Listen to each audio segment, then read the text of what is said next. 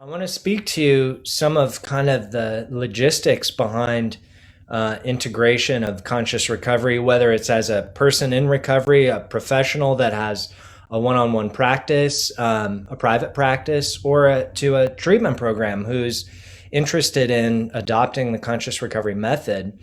So I think one thing that I'm particularly jazzed on right now is the fact that clinicians who have a private practice can go online and get certified as a conscious recovery professional. We had one of our colleagues, our dear friends, just finished the course. She finished the day before yesterday, and she messaged me and this huge message about how much it meant to her, how excited she is, and how relieved she is that her private practice can be a place of holding space and recognizing wholeness rather than the observer holding this presence or this energy of brokenness. And she was just over the moon about bringing this into her practice, and so I'm really excited about that. And then to be authorized and to become certified, TJ, what would you invite people to do if they're interested? Well, starting with what Jeremy said, go to consciousrecovery.com. Jeremy, he's humble, but he created the website and it's quite amazing. And at the top, you simply hover over I am, and you're going to get a drop down. I am an individual in recovery. I am a professional in private practice. I am a treatment program. And you can look at all the different opportunities there. And I'm going to work backwards. I'm going to start with treatment programs because we're launching this new thing today. You can become a conscious recovery authorized treatment program. You can go there, read all about it. It simply means that you can adopt this as part of the amazing work that you're doing. You will be provided with all the tools you need to integrate this into your treatment program. It's curriculum, it's a book, it's workbook, and it's so much more than that. It's online clinical trainings, and you can also become certified, which is essentially the same thing as being authorized, except for you get us in person for the training. If you're a person that has a private practice, you just go on there and look at the clinical training. You can take the training and get 10 CEs, or you can become certified. And those are the two different paths. And you always start with taking the training. And then if you're an individual in recovery, you just go to I am an individual in recovery. You'll discover the book, the workbook, the journal, an online resource. There are a couple of different resources there to help you really embody and experience what conscious recovery is. And regardless, you may fit into more than one category. Our hope is that you can join us in helping us shift the treatment paradigm.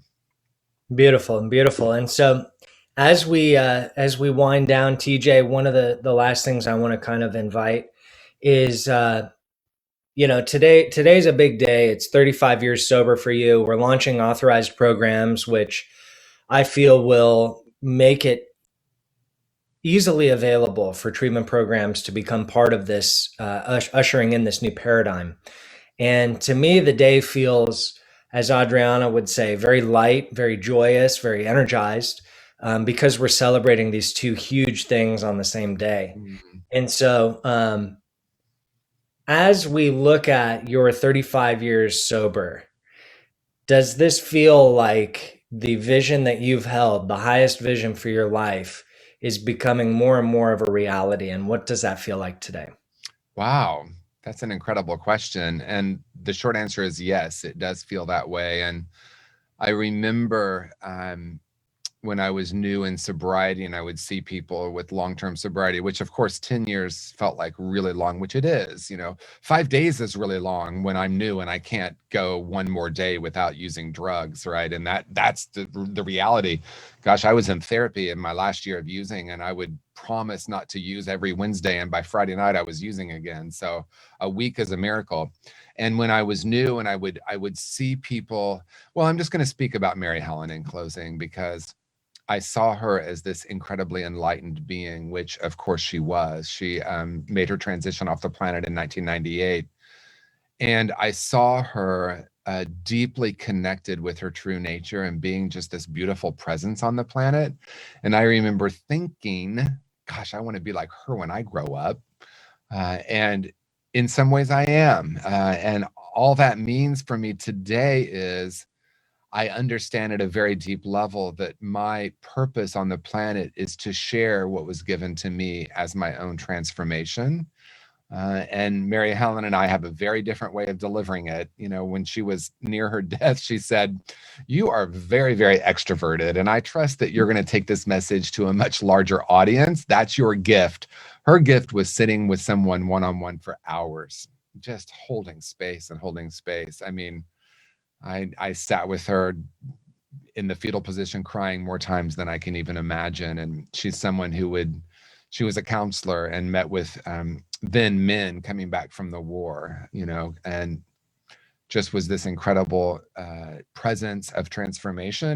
And I realized very, very deeply at that point, wow, that's my purpose. And one day I'm going to be able to step into that. And I can honestly say with gratitude that that is true. That's my life today. And some days I understand that more deeply than others. And today is a day that I'm really very aware of the frequency of gratitude.